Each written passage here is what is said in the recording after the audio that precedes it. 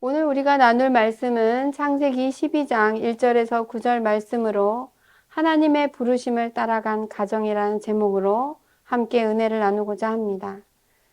창세기 11장까지의 말씀을 보면 하나님이 창조하신 세상이 마치 실패한 것 같아 보입니다.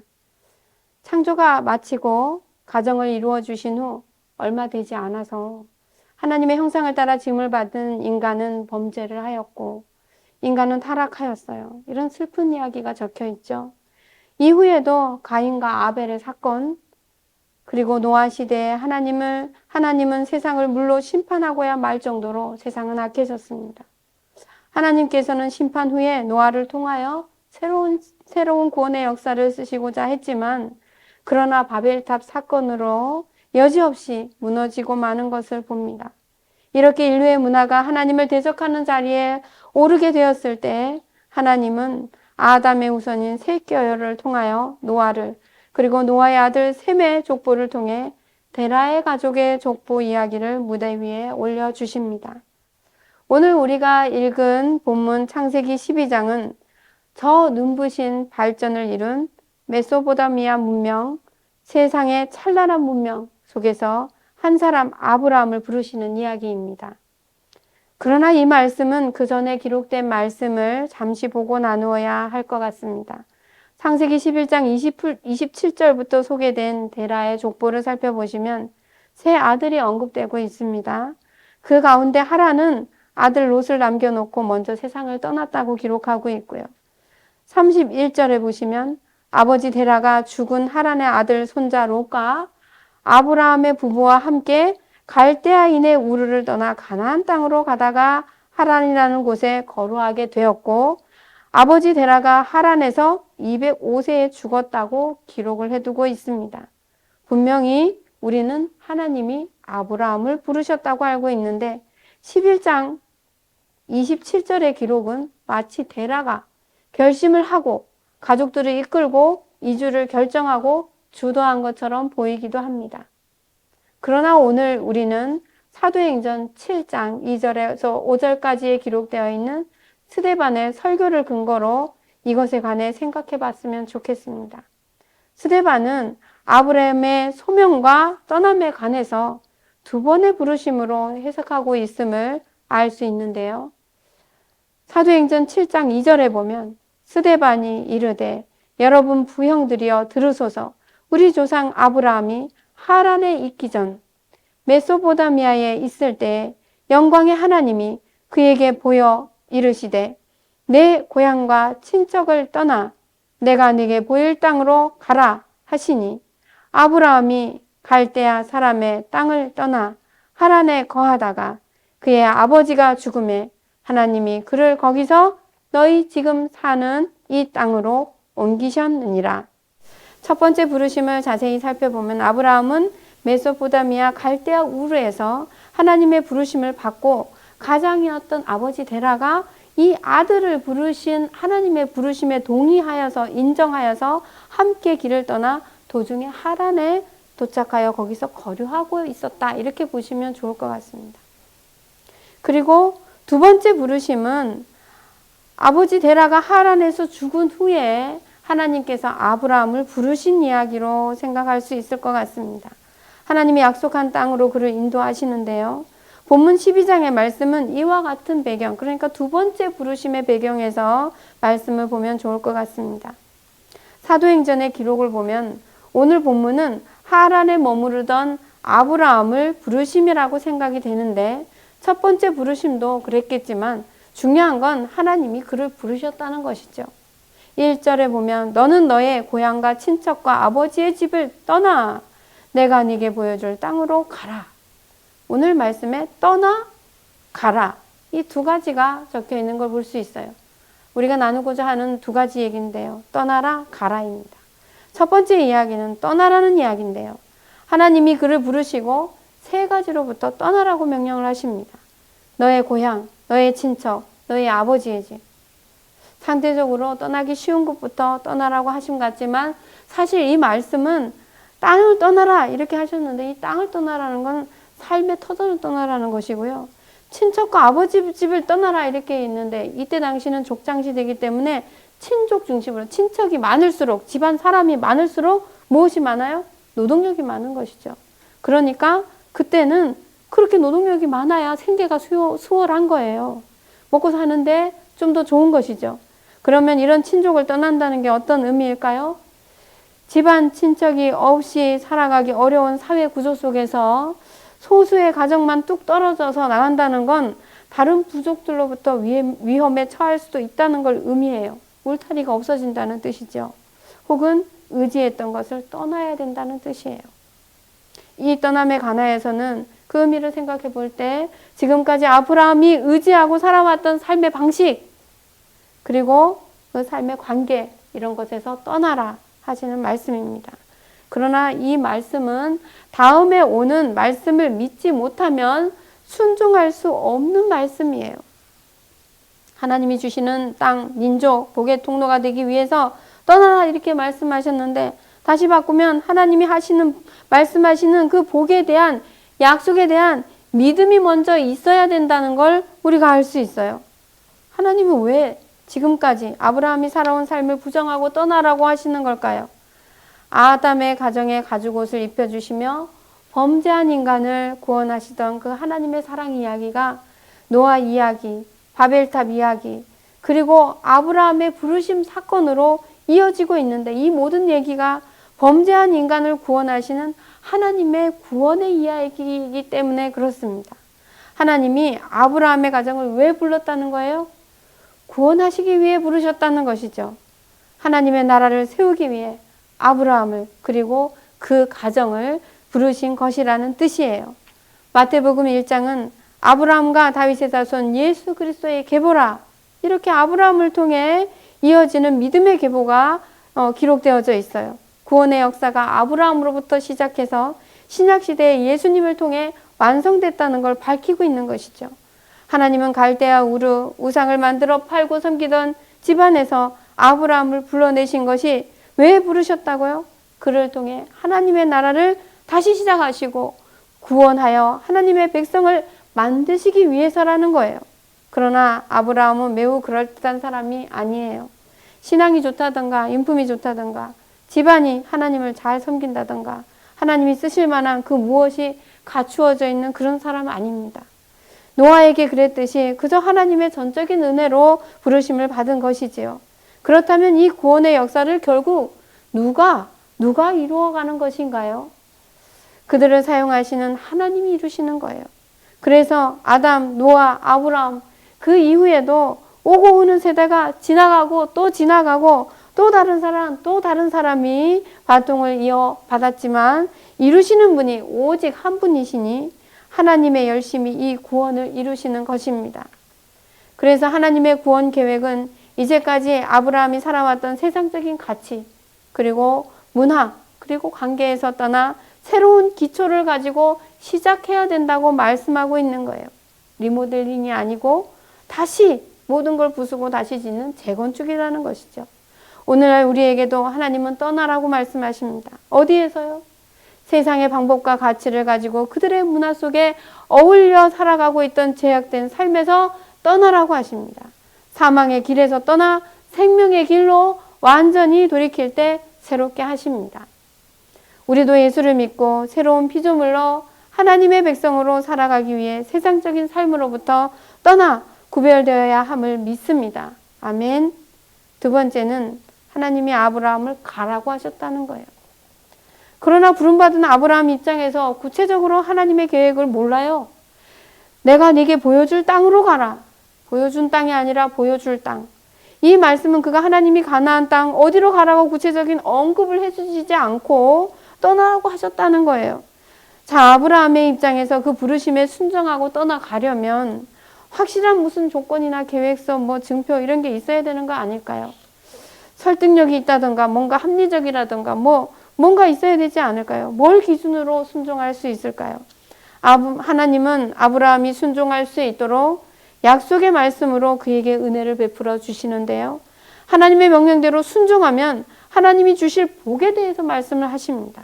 2절 말씀을 보면 내가 너로 큰 민족을 이루고 내게 복을 주어 네 이름을 창대하게 하리니 너는 복이 될지라. 바로 하나님의 말씀에 순종하여 떠나면 이런 복을 주시겠다고 약속을 하고 계신 거예요. 첫 번째 하신 약속이 큰 민족을 이룰 것이라 하셨는데, 큰 민족을 이루어서 살려면 뭐가 필요할까요? 땅이 필요하죠. 이 말씀은 잘 살펴보면 후손들과 땅을 주시겠다는 그런 약속의 말씀이에요. 두 번째, 내게 복을 주겠다 이렇게 말씀하셨는데, 이 복을 주겠다는 말씀은 사실 이 신약시대의 복에 관한 개념과 이 구약시대에 나오는 복에 관한 개념이 살짝 좀 다르게 표현되고 있는 걸 봅니다. 그러나 창세기에 나와 있는 복은 자식이나 물질의 복을 얘기할 때가 많은데, 여기서는 물질의 복을 말씀하시는 것입니다. 그 다음 세 번째는 내 이름을 창대케 하겠다 이렇게 말씀하셨는데, 사람들이 바벨탑을 쌓으면서 그렇게 자기의 이름을 높이려고 했었죠. 사람들이. 하지만 교만으로 시작된 그들의 명예 추구는 실패를 했어요.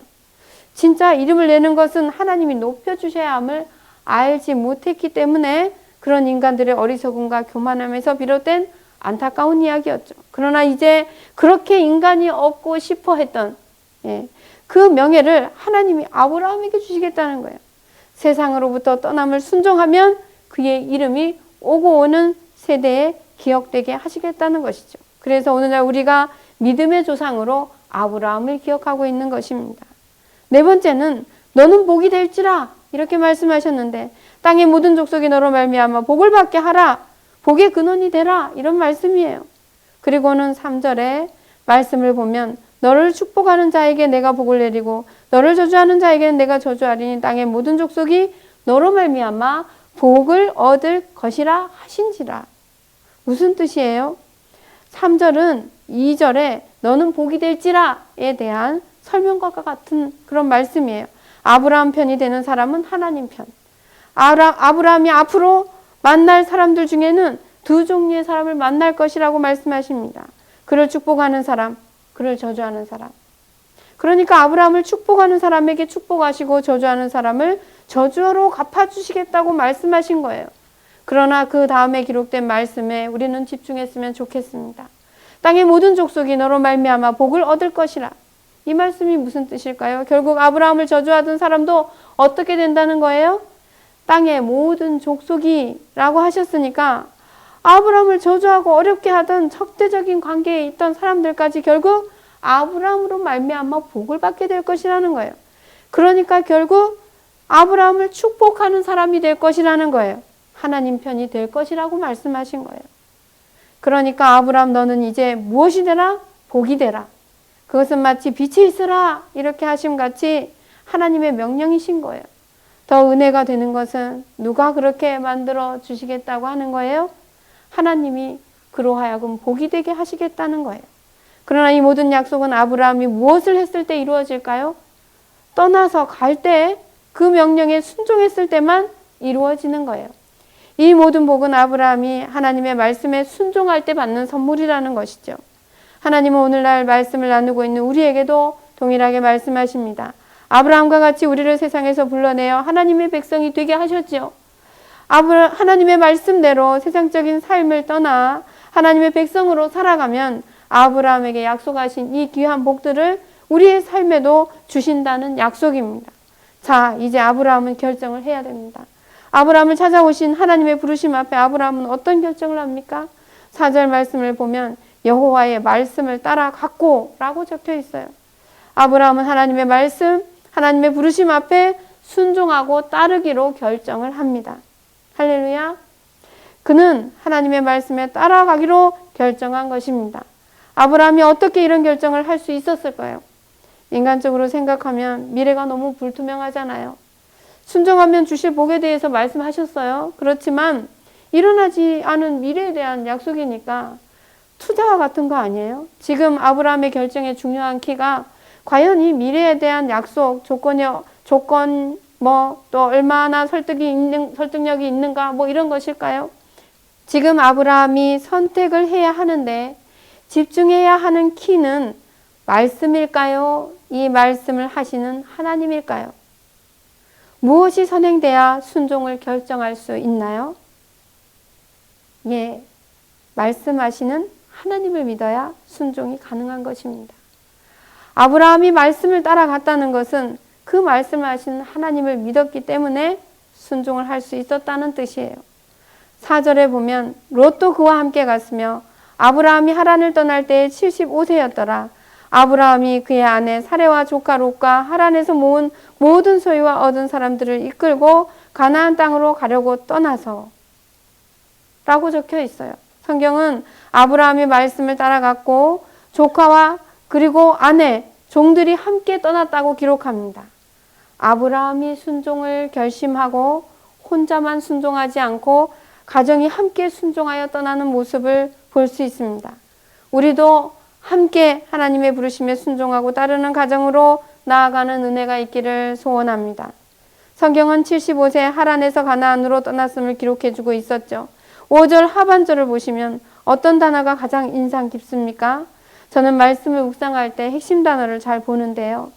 오늘 이 말씀에서는 마침내라는 단어를 주의해서 보게 됐습니다. 떠나서 가라 하시는 하나님의 말씀에 순종하였던 아브라함의 가정이 마침내 포기하거나 멈추지 않고 말씀하신 땅에 도착했다는 것이죠. 처음에는 불안하기도 했을 것입니다. 하나님이 여러 가지 축복의 말씀을, 약속의 말씀을 하시면서까지 가라고 하신 그 땅, 자신뿐 아니라 함께 살던 친척들에게도 설득을 해야 했을 테고 같이 갈 가족들에게도 설득을 해야 했을 것입니다. 그저 하나님을 믿지 못하면 순종할 수 없는 그 길을 함께 떠나기까지 쉽지만은 않았을 것이라고 생각합니다. 그러나 그가 하나님의 부르심과 명령에 순종하여 마침내 가나안에 도착하였다 하니 저는 그 말씀이 너무 은혜가 되는 거예요. 우리가 만일 아브라함이라면 얼마나 감격의 순간이었겠습니까? 그러나 6절 말씀을 보면 아브라함이 그 땅을 지나 세겜 땅 모레 상수리 나무에 이르니 그때에 가나안 사람이 그 땅에 거주하였더라라고 기록하고 있어요. 아직 그 땅에 누가 살고 있다고요? 가나안 사람이 살고 있다는 거예요. 비어있는 땅으로 인도하신 게 아니라 원주민이 살고 있는, 주인이 있는 땅에 하나님께서 인도하신 거예요. 약속은 하셨지만 어떻게 보면 아직 아무것도 준비되지 않았고 낯설고 불편한 땅이지요. 그러나 이런 아브라함의 마음을 평안케 하기 위해서인지 하나님은 다시 아브라함을 찾아오셔서 말씀하십니다. 7절에 보면 여호와께서 아브라함에게 나타나 이르시되 내가 이 땅을 네 자손에게 주리라 하신지라. 사도행전 스데반 설교에는 이 상황을 두고 이렇게 설교합니다. 그러나 여기서 발붙일 만한 땅도 유업으로 주지 아니하시고 다만 이 땅을 아직 자식도 없는 그와 그의 후손에게 소유로 주신다고 약속하셨으며 어떻게 하셨다고요? 지금 아브라함은 자녀가 없어요. 결혼한 지 오랜 시간이 흘렀지만 아이가 없죠. 의학적으로도 생물학적으로도 임신 가능성이 희박해 보입니다. 그런데 하나님이 자식도 없는 아브라함에게 약속하시기를 내 후손에게 이 땅을 소유로 주신다 이렇게 약속을 하신 거예요. 아브라함아 가나안인들이 살고 있으니 아무것도 가능성이 없어 보이냐? 낯설고 환영받지 못하는 땅, 함의 후손인 가나안 사람들과 잘 지낼 수 없을 것 같아 불안하냐? 지금은 네가 보는 것과 같이 가나안 족속이 살고 있지만 장차 내가 그들을 쫓아내고 이 땅을 너와 너의 자손의 것이 되게 할 것이라. 무엇을 하시겠다고 약속하시는 것인가요? 지금은 이곳이 세상 나라지만 너와 너의 후손을 통하여 이곳이 하나님의 나라가 되게 하시겠다고 약속하고 계신 거예요. 할렐루야. 그러나 분명한 것은 이때도 아브라함에게 필요한 것은 하나님에 대한 믿음이었어요. 아니 준비도 안 해놓으시고 미래에 대한 약속만 하시면 어떻게 해요? 그러니 지금 아브라함에게 뭐가 필요해요? 이런 약속을 하시는 하나님에 대한 믿음, 그 신뢰만이 그가 하나님 말씀을 따를 수 있는 원동력이 되는 거예요. 때때로 하나님은 말씀을 통해 우리를 붙들어 주시고 강하게 하십니다. 우리가 아플 때 약을 먹어서 우리를 치료하기도 하지만 면역을 높여서 병을 이기기도 하죠. 하나님의 말씀은 우리의 영적인 면역을 높여주시는 것입니다. 말씀을 잘 살펴보면 중요한 순간순간 믿음이 필요한 순간마다 하나님이 찾아오셔서 말씀하십니다. 하나님은 혹시 흔들릴지도 모르는 아브라함을 배려하셔서 더 구체적으로 약속하신 것입니다. 하나님이 말씀을 하신다는 건 내가 여기 있다 하고 나타내시는 것이죠. 우리도 하나님의 음성을 들으면 마음이 어려웠다가도 복잡했다가도 요동했다가도 시원하게 뚫리는 거예요. 우리도 하나님의 말씀이면 충분합니다. 할렐루야. 아브라함을 찾아오셔서 말씀하신 하나님께 오직 믿음으로 반응합니다. 7절 하반절을 보면 자기에게 나타나신 여호와께 그가 그곳에서 제단을 쌓고, 아브라함이 이 말씀을 듣고 어떻게 했다고요? 제단을 쌓았다고 기록합니다. 자기를 찾아와 주신 살아계신 하나님께 감사하며 약속하신 하나님이 반드시 이루실 것을 믿고 제사를 올려드렸다는 것이죠. 현재 가나안인들이 우상을 섬기는 그 땅 한가운데 바로 그 땅에 아브라함이 있는 거예요. 근데 아브라함이 제사를 드렸다는 건 나는 하나님을 믿습니다, 이렇게 대놓고 신앙 고백을 한 것이죠. 우리는 신앙생활 하면서 많은 문제를 만납니다. 그런데 때론 하나님이 우리의 기도에 대해 우리의 기대와는 다르게 약속의 말씀만 주시는 것을 경험해 본 적이 있으십니까? 좀 뭔가 보이게 확실하게 실마리를 좀 보여주시면 좋은데 하나님은 반복해서 약속의 말씀만 하시는 거예요. 그러면 또 믿음이 연약한 우리는 자신도 모르는 사이에 순간순간 조바심을 부리기도 하지요. 그러나 분명한 건 말씀을 붙들고 기도하게 하시는 하나님의 방법, 이 방법이 우리가 볼 때 답답해 보여도 믿음을 가지고 받으면 그게 내게 베푸신 최고의 은혜라고, 그 문제를 여는 열쇠라고 고백하게 되는 날이 반드시 온다는 것입니다. 할렐루야. 그러면 우리는 뭐 해요? 아브라함처럼 우리에게 찾아오셔서 말씀해 주시고 은혜를 주시는 하나님께 감사함으로 예배를 드리면서 하나님이 이루실 놀라운 일을 증거하며 하나님께 영광을 돌리게 되는 거예요. 8절에 그는 처음에 도착했던 땅에서 이동하여 베델과 아이 사이에 장막을 쳤습니다. 아직 정착을 못하고 있었다는 것이죠. 얼마나 지금 내적 유혹이 몰려올지 짐작이 되십니까? 그러나 정착을 하지 못하고 옮겨 다니면서도 겨우 장막을 치고 또 제단을 쌓습니다. 그리고 여호와의 이름을 불렀다고 적혀 있습니다. 여호와의 이름을 불렀다는 건 하나님의 이름을 높여드렸다, 찬송을 드렸다는 것이죠. 예배를 드리며 하나님을 높여드리고 있는 모습을 볼 수 있습니다. 약속을 지키시는 하나님께 집중하고 이루시는 하나님을 믿고 더 의지했다는 뜻이죠. 그럼에도 구절을 보면 남방으로 옮겨갔다고 합니다. 이 남방은 광야가 있는 곳이에요. 하나님의 약속의 땅에 도착했지만 가면 갈수록 가능성보다는 정말 어려움이 있어 보입니다. 이 상황에서 하나님 아브라함과 함께 하시고 찾아와 주셔서 만나 주시고 말씀해 주셨습니다. 그럼에도 또 점점 상황은 어려워지는 것 같습니다. 그렇습니다. 기도하며 순종하며 가는 길에도 장애물이 계속 일어날 수 있습니다. 기도하는 문제가 쉬운 것은 없는 것 같아요. 이미 우리가 기도하기 시작했다면 그 문제는 어려운 문제일 때가 많습니다. 기도하는 중에도 문제와 아픔이 계속 일어나기도 합니다. 그럴 때 우리에게 필요한 게 뭘까요? 하나님을 믿는 믿음이에요. 히브리서는 아브라함의 믿음에 관하여 이렇게 기록합니다. 믿음은 바라는 것들의 실상이요 보이지 않는 것들의 증거니 하면서 8절과 9절, 10절 말씀을 통하여 믿음으로 부르심을 받았을 때 순종한 아브라함, 그리고 믿음으로 이방 땅에 있는 것 같이 약속의 땅에 거류하여 동일한 약속을 유업으로 함께 받을 이삭, 야곱과 더불어 장막에 거하였으니 이는 그가 하나님이 계획하시고 지으실 터가 있는 성을 바랐음이라고 기록하고 있어요. 하나님을 신뢰함으로 순종하여 구원의 역사에 쓰임받은 아브라함의 가정처럼 우리들의 가정도 이와 같이 하나님의 부르심 앞에 응답하여 믿음으로 순종하는 가정이 되기를 주님의 이름으로 축복합니다.